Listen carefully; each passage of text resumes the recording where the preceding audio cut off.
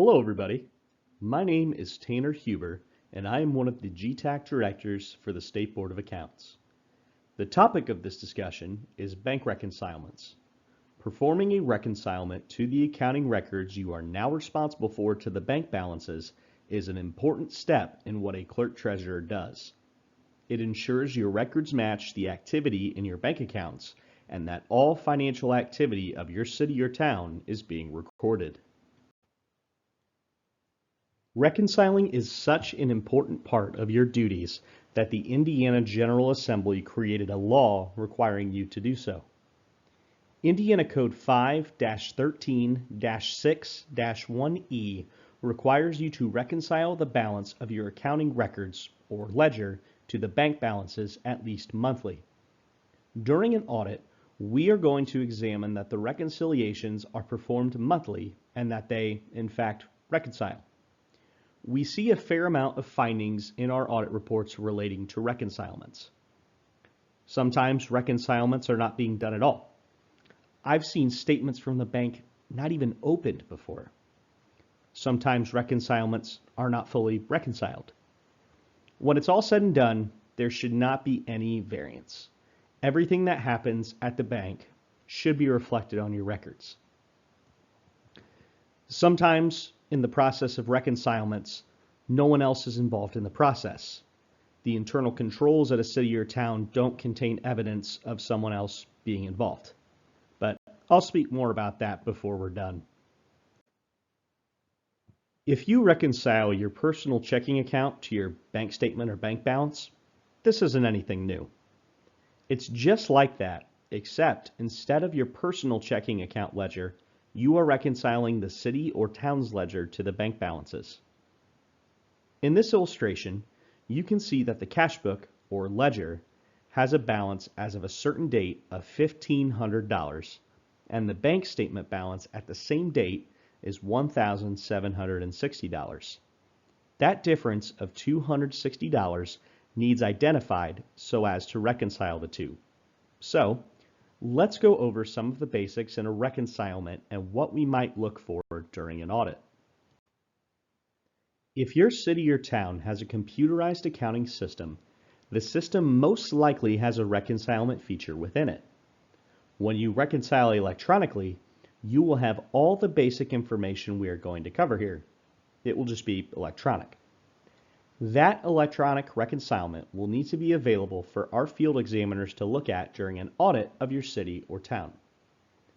You can also use another template or hand reconcilement if you wish. You will need to use a handwritten approach if you have hand-posted records instead of a computerized accounting system.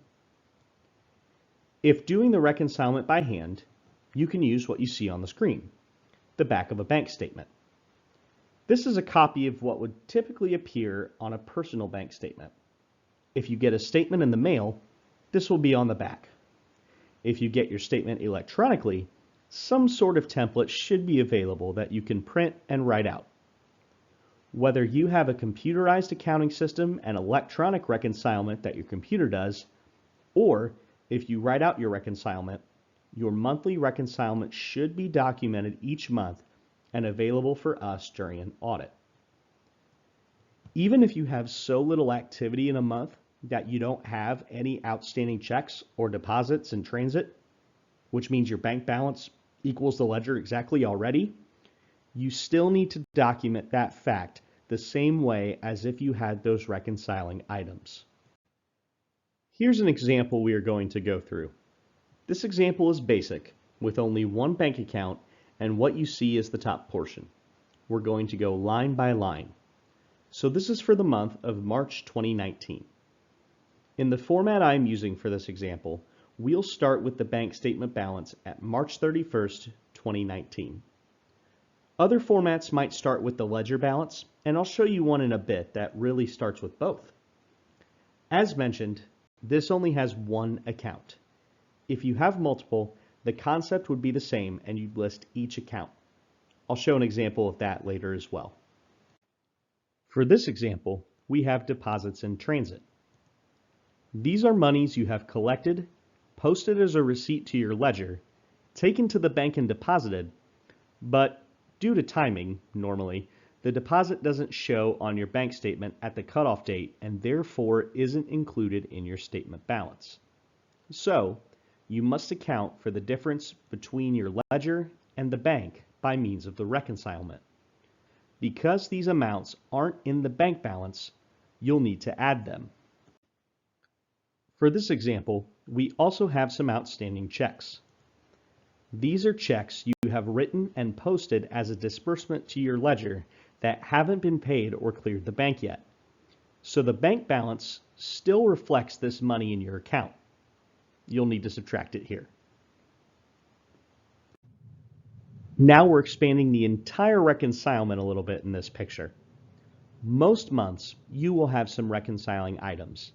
These are items not normally associated with monthly activity, things other than deposits in transit and outstanding checks, like interest, NSF, service fees, or encoding errors. Interest is one of those things that may be reconciling or may not be. It depends on how you record it and when. For this example, the clerk treasurer doesn't post interest earned until the following month. So, since the amount would be on the bank statement and not on the ledger at the end of the month, it must be included as a reconciling item. In this example, the bank encoded a couple of checks incorrectly, so you would need to adjust for them. In the first, the encoding error took too much out of your account, so to reconcile, you'll need to add it back until they make the correction. In the second, you had a deposit that they actually put too much in your account, so you'd need to subtract that. If you have trouble reconciling it first, double check and make sure the amount you have for deposits and checks agrees with the amount of the check. Sometimes it's easy to overlook if there are a couple of similar numbers or transpositions. After adding the balance, all the adjustments, and reconciling items, you'll come to a subtotal or an adjusted bank balance, shown here at the arrow. Here we've enlarged the bottom section so you can get a little more of a clear look at it. So in the example, we have a subtotal or adjusted bank balance of $69,873.36. That agrees to the total of all fund balances, where it says ledger balance, March 31st, 2019. This example includes 5 funds. Now, you'll likely have more than this. The total of all your funds is the ledger balance. If the total of all funds doesn't match the subtotal or adjusted bank balance, then there would be an amount on the difference line that would need further investigation to see why they don't reconcile. Here's another method.